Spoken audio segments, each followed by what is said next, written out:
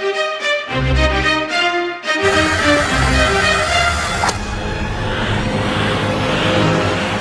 Friends, आज हम लोग इस वीडियो में बात करेंगे पैन कार्ड के बारे में। पैन कार्ड के बारे में सब कुछ जानेंगे, जैसे कि क्या उस पर 10 डिजिट का जो नंबर होता है उसमें क्या क्या डिटेल्स होते हैं, ये सारा हम बात करेंगे इस वीडियो में। तो चलिए हम शुरू करते हैं। सबसे पहले हम देखते हैं कि पैन कार्ड होता क्या है। तो पैन कार्ड जो इनकम टैक्स डिपार्टमेंट है गवर्नमेंट ऑफ इंडिया का, ये इशू करता है, ठीक है। और इसको ये फ़ोटो आईडी प्रूफ होता है। इसमें आपका फ़ोटो होता है, जिसका भी पैन कार्ड है उसका नेम, उसका डेट ऑफ बर्थ, उसके फादर्स नेम, ये डिटेल्स इतने होते हैं उसके ऊपर। और पैन जो कार्ड होता है उसमें पैन का मतलब क्या होता है, परमानेंट अकाउंट नंबर, है ना। यानी कि एक आदमी जो जब कभी भी पैन कार्ड जो बनता है एक आदमी का एक बार ही बनता है ना, दोबारा नहीं बनता। ये परमानेंटली ये इशू हो जाता है सेम। अब इसमें जो होता है 10 डिजिट का नंबर होता है उस कार्ड पे, जो कि अल्फ़ा न्यूमेरिक होता है। वो हम आगे अभी देखेंगे कि क्या क्या होता है, उसका फॉर्मेट वो देखेंगे, ठीक है। अब इसमें जो भी टैक्स रिलेटेड मेन जो पर्पस इसका होता है कि जो टैक्स रिलेटेड डाटा होता है, जो ट्रांजैक्शंस करता है, फाइनेंशियल ट्रांजैक्शंस वगैरह, वो सारा उसी में रिकॉर्ड होता है कि क्या कब कितने का ट्रांजैक्शंस वगैरह हुआ, वो सारी चीज़ें। इसके अलावा जो अभी मैंने बताया कि किसी भी मतलब आपका एक सिंग आदमी का भी 2 पैन कार्ड नहीं बन सकता, और किसी भी 2 आदमी का सेम पैन नंबर नहीं होगा, अलग अलग होगा, ठीक है। और ये भी ज़रूरी नहीं है कि मतलब पैन कार्ड केवल उसी को बनेगा, उसी को चाहिए जो मतलब इन टैक्स पे करेगा, जो टैक्स पे करता है उसी का हो, नहीं जो नहीं कर रहे हैं वो भी बनवा सकते हैं, ठीक है। तो हम अब देखते हैं स्ट्रक्चर क्या होता है पैन कार्ड का। तो पहले ये था, है ना, इस तरह का फॉर्मेट था, और अभी रिसेंटली थोड़ा चेंज हो गया है, इस पर ये बार कोड भी आ गया है, ठीक है। और ये फॉर्मेट चेंज हो गया थोड़ा। तो हम देखते हैं, जैसे मेन फॉर्मेट जो होता है, नाम, पैन होल्डर का जो नेम है, अगर पर्सनल पैन कार्ड है इंडिविजुअल का, तो उसमें नाम होगा, सरनेम होगा, उसी तरह से फादर्स नेम होगा, उसके बाद जो होगा डेट ऑफ बर्थ, ठीक है। उसके बाद 10 डिजिट का पैन नंबर, ठीक है। और यहाँ पे सिग्नेचर होता है, ये फ़ोटो होता है। तो सेम थोड़ा सा बस फॉर्मेट चेंज हो गया इस बार। अब जो हम देखते हैं, जो इस पर 10 डिजिट का जो अल्फ़ा न्यूमेरिक नंबर्स होते हैं, उसमें क्या क्या डिटेल्स होता है ना, कि वो रैंडम, पूरी तरह से रैंडम नहीं होता है कि आप गए बनवाने और रैंडम नंबर जनरेट होकर के आपको मिल गया। उसमें कुछ चीज़ें आपके डिटेल्स के अकॉर्डिंग होता है, ठीक है। तो वो हम देखते हैं क्या क्या होता है।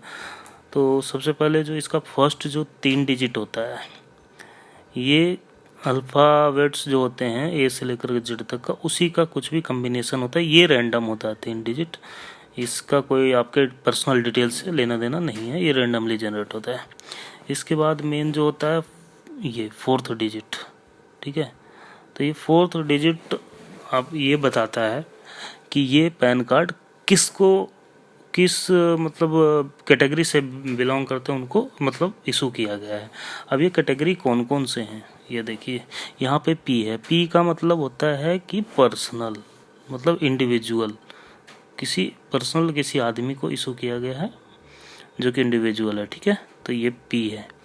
अब इसके अलावा ये इतने सारे हैं जो कि 4th नंबर पे जो है, ये इतने में से कोई भी एक डिजिट होगा अकॉर्डिंग टू उनकी कैटेगरी। तो अगर किसी आदमी का है तो पी रहेगा, ठीक है। उसके अलावा देखिए एसोसिएशन ऑफ पर्सन, कई लोगों का हो, तो बॉडी ऑफ इंडिविजुअल्स, मतलब कई लोग मिलकर कोई बॉडी बना रखे हैं, उनका बी होगा।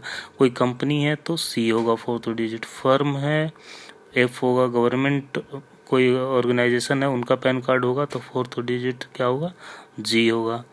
एच होता है हिंदू अनडिवाइडेड फैमिली, जैसे एक कंबाइंड फैमिली है तो उनकी पूरी फैमिली के उस पे नेम पे बनेगा तो एच रहेगा 4th digit. L for local authority, J for artificial judicial person, और T for association of person for a trust के लिए होगा टी, तो ये 4th नंबर पे इतने सारे में से कोई सा भी एक डिजिट हो सकता है। अब ये जो है आपका 5th, तो 5th जैसे आपका नाम है राजीव कुमार है ना, तो सरनेम आपका कुमार हो गया, तो जो यहाँ पे क्या होगा, के हो जाएगा। उसी तरह से मतलब सिन्हा है आपका, तो क्या हो जाएगा, एस हो जाएगा। तो ये आपके सरनेम का फर्स्ट अक्षर होता है जो कि 5th नंबर पे आता है।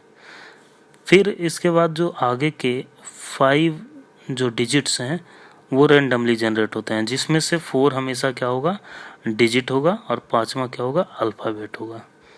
ठीक है।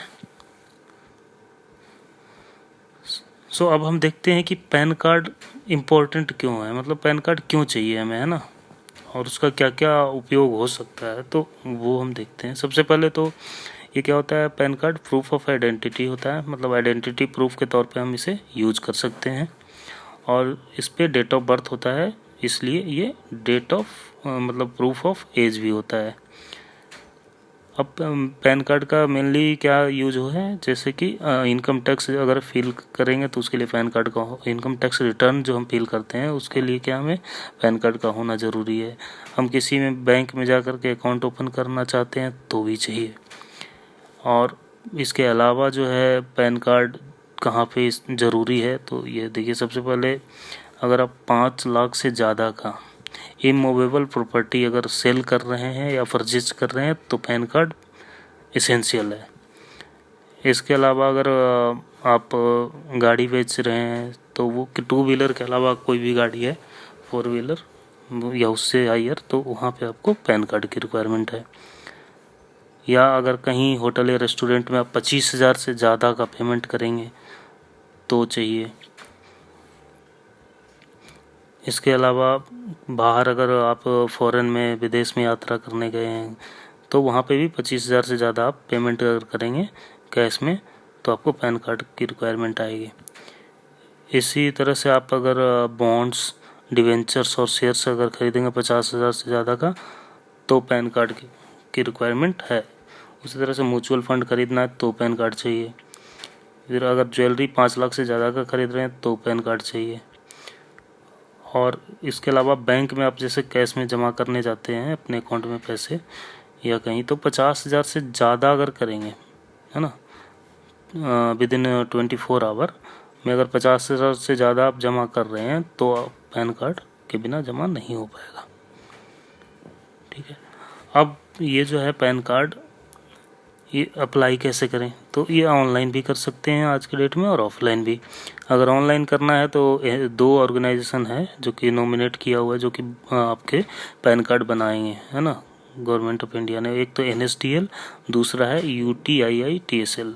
तो ये दोनों के वेबसाइट हैं अपने अपने, और इन वेबसाइट पे जा कर के एक फॉर्म फिल कर सकते हैं ऑनलाइन, और जो उसका रिवाइज होता रहता है। इसका फीस जो है अभी आई थिंक अराउंड 100 से 150 के बीच में है, तो ये थोड़ा बहुत चेंज होता रहता है, बट 100 से 150 के बीच में है इसका फीस जो पैन कार्ड बनाने का है। ये फॉर्म भर देने के बाद फीस पे कर देंगे तो उसके बाद जो है आपका पैन कार्ड बन के आपके जो एड्रेस उसमें देंगे वहाँ पे चला जाएगा बाई पोस्ट। ऑफलाइन में क्या है, आप पैन सेंटर जो होते हैं या पैन इनके जो ऑफिस हैं इनके, है ना, NSDL UTI के इनके ऑफिस में आपको फॉर्म मिलेगा। उस फॉर्म को भर के जो जो डॉक्यूमेंट आपको रिक्वायर्ड हैं वो जो साथ में लगा कर जमा कर देंगे, फिर उसके बाद आपको बन करके आपके एड्रेस पे पहुंच जाएगा।